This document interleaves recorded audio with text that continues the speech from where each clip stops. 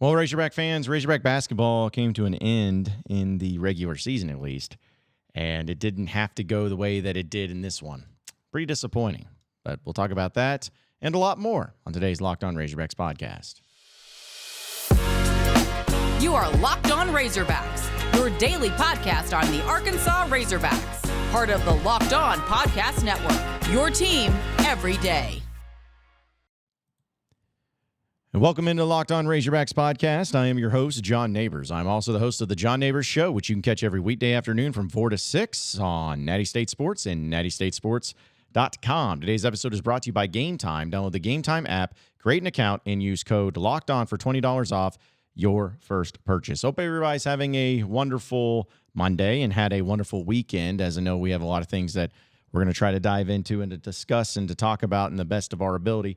And, you know, there's a few things that I haven't had a chance to. It was football, basketball, and baseball. But I wanted to start with the basketball side of things because the regular season did come to an end. And when the actual season comes to an end, which will probably be pretty early in the week as the SEC tournament kicks off, we'll do just a recap and try not to be so sad about it, try not to be so depressed. But we'll get into that. I did want to, though, open up with the game that Arkansas had against Alabama on the road. Arkansas lost, and it was a really tough game to lose for many reasons. One of them being is that Alabama is actually a top 25 team. I don't think that they're that good unnecessarily. They're not a team that looks like they're destined to really get it going in the tournament, in the NCAA tournament. But then again, I mean, they're not used to doing that much at all. But Arkansas went to overtime against them, lost 92-88. Now, if I would have told you that it was going to be the final score and that was going to be the way that the game ended with no other context, you'd probably say, well, okay, at least it was entertaining and, tough go. But Arkansas was able to hold on and, tough place to play, I guess, even though there wasn't a whole lot of fans there. At least a lot of fans were missing. And so, yeah, it was just a kind of a good, valiant fight, which it was. It really was. But the problem is it shouldn't have been. It shouldn't have been at all. Arkansas played really well. And again, I know that they're playing their best basketball right now of the season, which isn't saying much because it's been pretty bad. But Arkansas did a lot of things right, and they also did a lot of things wrong in this one. Arkansas had the lead the entire time, the entire game, literally. They did not trail once in regulation. Arkansas did not. And they went to overtime. So add that to the plethora of frustrations. Alabama is a team that can't defend very well, and I think Arkansas took advantage of it in various ways. You had Caleb Battle do Caleb Battle things. He wasn't exactly efficient or as efficient as he went 5 of 16 from the field, but did have 22 points on 11-11 from the free throw line. Tremont Mark went 3 of 10, had 13 points there. L. Ellis had 11 points as he went 5 of 11 from the field. But Mekhi Mitchell really was the guy that got counted on a lot. 18 points for him, 7 of 9 from the field in 26 minutes. But also had Caleb Battle had 6 turnovers. Sheesh. Mekhi Mitchell had 4.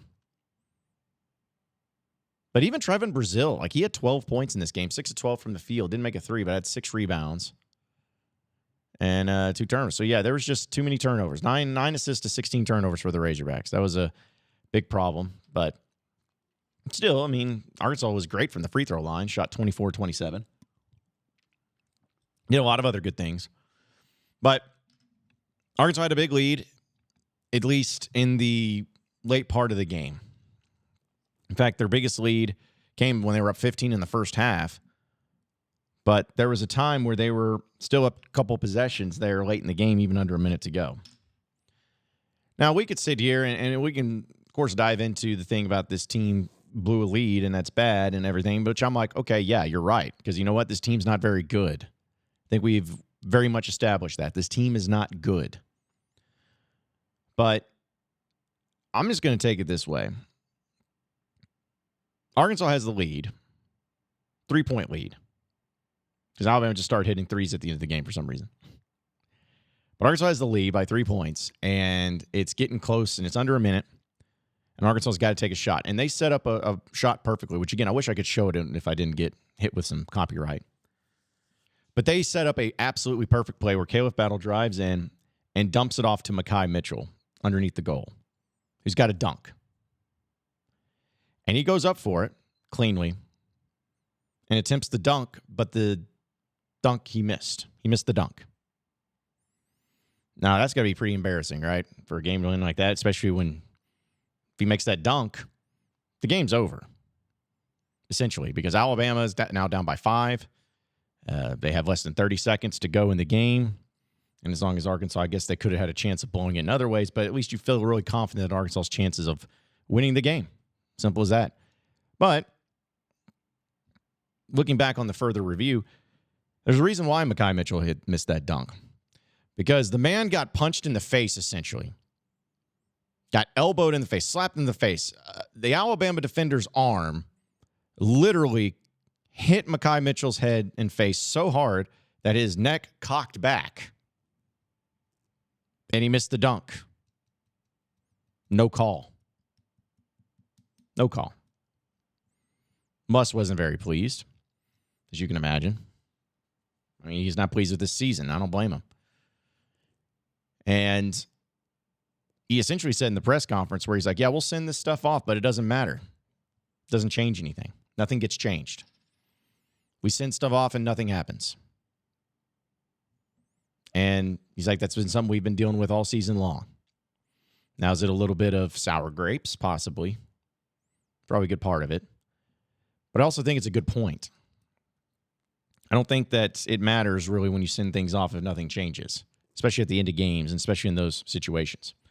Now, I can understand, as some of you may have pointed out, if it's like, oh, well, you know, at the end of games, you're just not going to get the foul call so easily. You're not just going to be able to drive in and jump into someone's body and get the foul call, which in most cases I would believe you.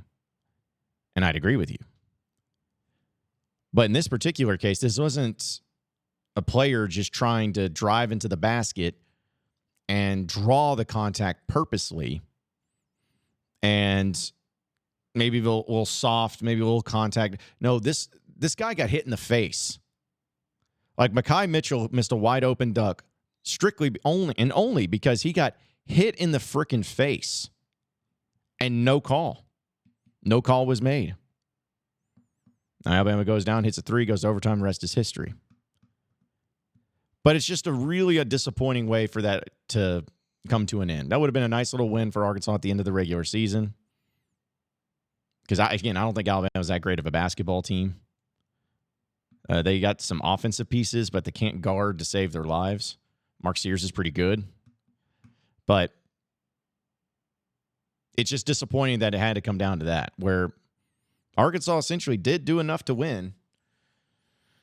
They just apparently got to overcome getting hit in the face and dunking the basketball and, just find a way to get that ball into the hoop. Now, some of you are probably in the comment section probably screaming at me and probably saying like, okay, John, maybe this team shouldn't blow a lead. All right, maybe this team, maybe Caleb Battle shouldn't just take a 3 at the end of regulation and try to drive in instead. Maybe this, maybe that. Okay, that's fine. And I'd agree with you too. But the thing is they did. They did blow that lead. And they were still in a position to win. And they didn't win. And if they would have just made some plays here and there, made some stops here and there, of course, maybe the outcome would have been different too. But I never want to see it that way when Arkansas, at least on that play, folks, on that play right there, Arkansas did everything right. They had a beautiful play put together that was right there, prime and ready for the taking. Battle, drives, people crash in on him, dumps it off to Mekhi, and he dunks it home to go up by 5. And at worst case scenario, if he gets fouled, Mekhi Mitchell's shooting 80% this year from the free throw line.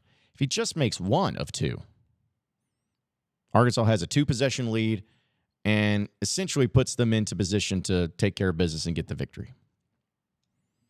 So that's the problem I have. Yes, you could have looked at any parts of the game where Arkansas shouldn't have done this or should have done that or whatever, and I'd agree with you. Again, I'm not disagreeing with you. I'm not fighting you and not arguing with you on it.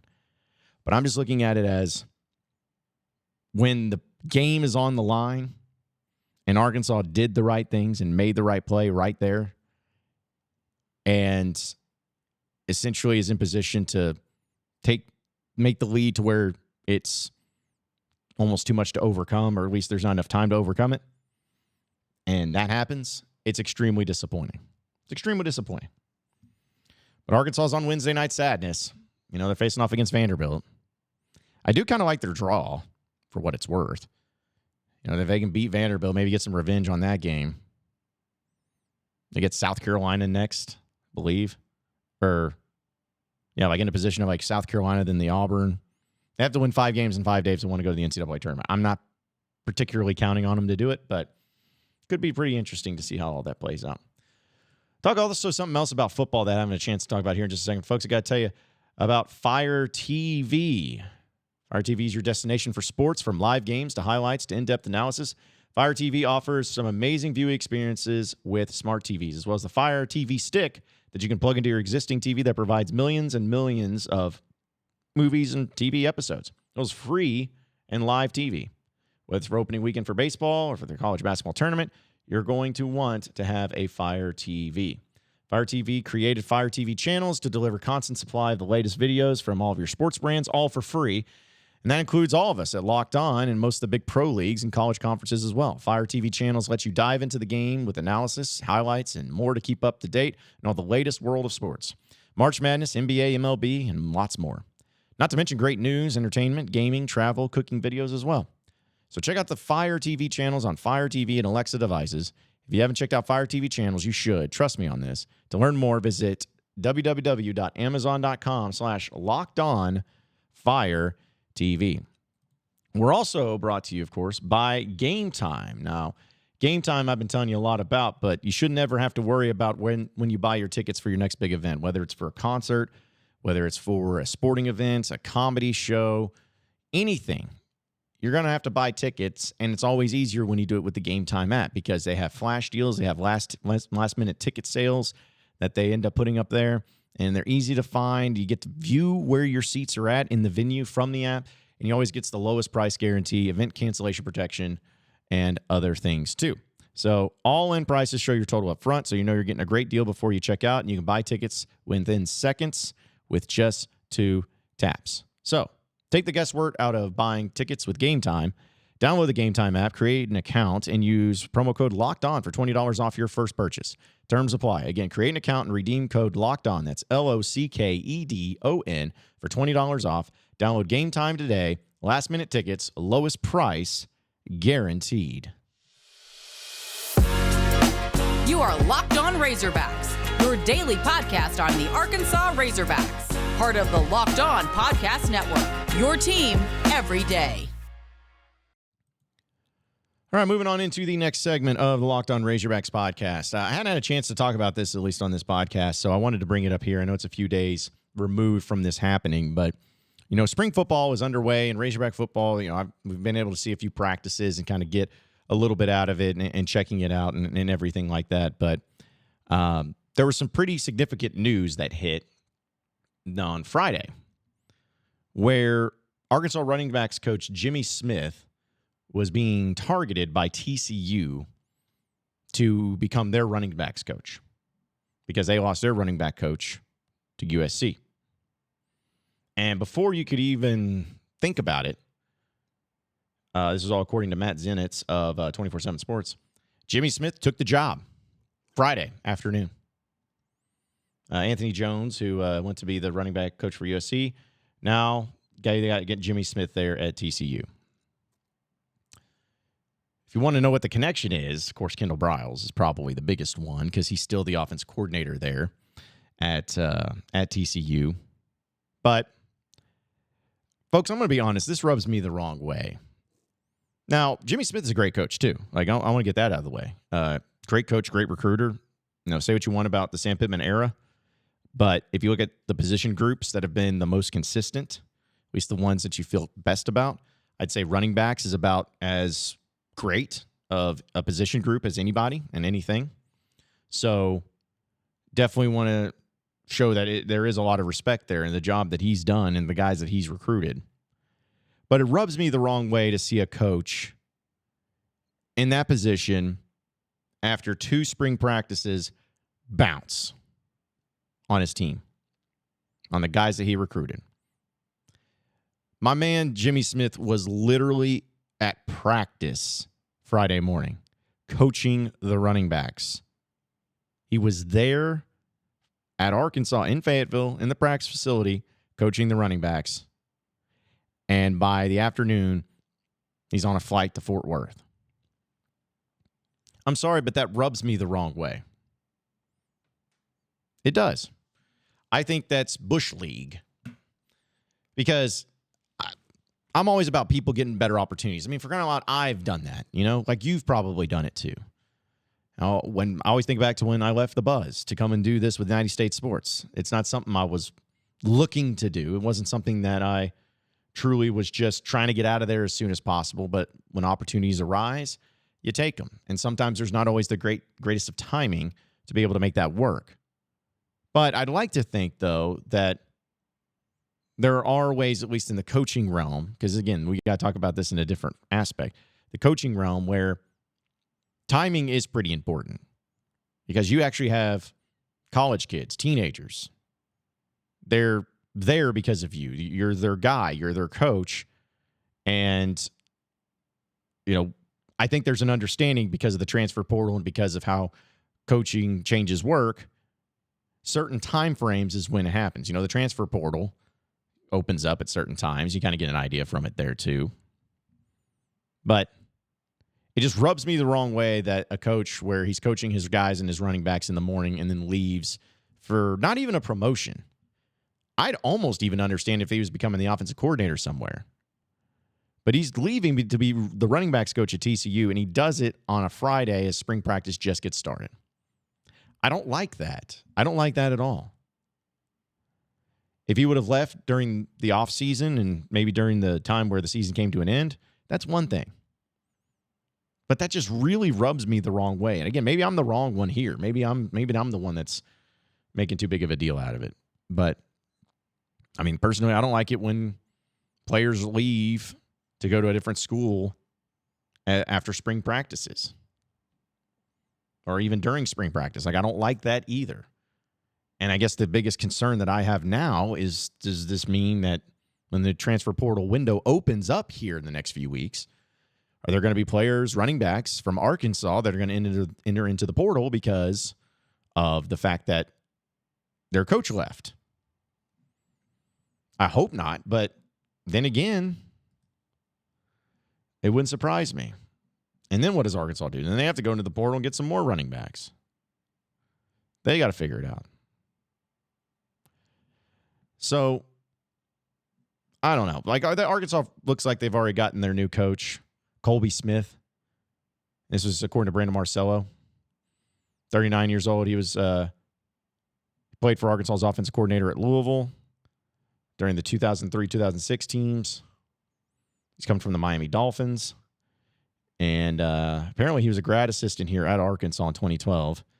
Went to coach with Petrino at Western Kentucky 2013, and then at Louisville from 14 to 18. So Petrino got his guy. And I'm going to go ahead and trust Petrino on this. But still, it's just really bad timing, and there could be a lot of reasons why. And who knows, maybe it's because Petrino is just like, we know how he is. He's like, I'm not taking any crap, and you're doing it my way or the highway type thing. Maybe that rubs people the wrong way. So maybe this will be a blessing in disguise. Maybe it ends up working out. The biggest thing is just making sure you keep your guys, because the running back position is a very talented group, a group that I'm excited about, but that's just not what you want to see at this point in time. I was just, again, I was pretty shocked. I was pretty disappointed, but it's also weird too. We can end on this. All the offensive staff from last season are all gone except for Morgan Turner, the tight ends coach, who, by the way, is just entering in his second year. And all of them, all those coaches left at completely different times. Think about that. Dan Enos, quarterbacks and offensive coordinator, got fired in the middle of the year. Kenny Guyton takes over there. Then going into the offseason, you can say it was a firing or moving or whatever, but Arkansas gets a new offensive line coach, move on from Cody Kennedy. Then you think about Kenny Guyton. Looked like he may have been staying, but then he doesn't. He moves on. Understandable. I think he goes to Wisconsin. So he's no longer there. And now you have Jimmy Smith, who moves on. But again, they were all at different times for different reasons. So I didn't like it. It didn't sit well with me. And maybe I'll be in the minority on that, but I don't like it when coaches do it. I don't like it when players do it.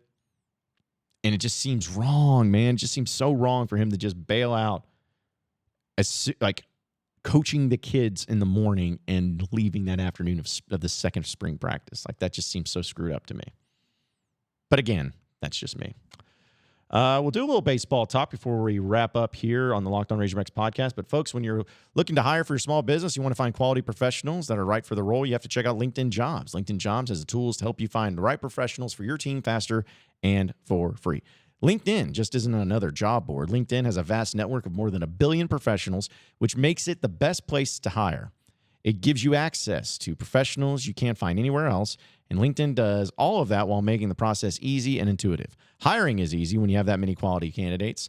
So easy, in fact, that 86% of small businesses get a qualified candidate within 24 hours. LinkedIn knows that small businesses are wearing many hats, so they may not have always the time to hire. So post your job for free at linkedin.com/lockedoncollege. That's linkedin.com/lockedoncollege to post your job for free. Terms and conditions do apply. You are Locked On Razorbacks, your daily podcast on the Arkansas Razorbacks, part of the Locked On Podcast Network, your team every day. All right, final segment here on the Locked On Razorbacks podcast. A lot of stuff for baseball as another sweep took place, and it was nice to see the Razorbacks taking care of business against McNeese State.